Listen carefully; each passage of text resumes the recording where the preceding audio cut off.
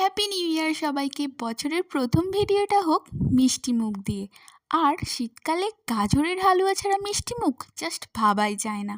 তাই আমার শাশুড়ি মা গাজরের হালুয়া বানাচ্ছে আর আমি ভিডিও করছি। প্রথমেই কড়াইতে অনেকটা ঘি আর তেজপাতা ফোড়ন দিয়ে নেড়ে চেড়ে আগে থেকেই গ্রেট করে রাখা গাজরগুলোকে দিয়ে একটু ভাজা ভাজা করতে হবে। তারপর ফুটিয়ে রাখা দুধ দিয়ে প্রায় 1 থেকে 1.5 ঘন্টা অল্প আঁচে ঢাকা দিয়ে গাজরটাকে ফোটাতে হবে যতক্ষণ না জিনিসটা মাখা মাখা হয়ে আসছে। এইবার দিয়ে দেবো বেশ কয়েকটা কাজু বাদাম, কনডেন্স মিল্ক আর অনেকটা চিনি। যে যেমন মিষ্টি পছন্দ করো সেই অনুযায়ী দিয়ে দেবে। তারপর এলাচ গুঁড়ো আর সবশেষে নাবানোর আগে দেব কিশমিশ। কিশমিশটা লাস্টে দেওয়ার কারণটা মা বলল যে কিশমিশ দুধে পড়লে দুধটা কেটে যাওয়ার চান্স থাকে, তো তাই জন্যই। তো রেডি আমাদের গাজরের হালুয়া। পরে আবার দেখা হবে নতুন একটা ভিডিও নিয়ে। টাটা।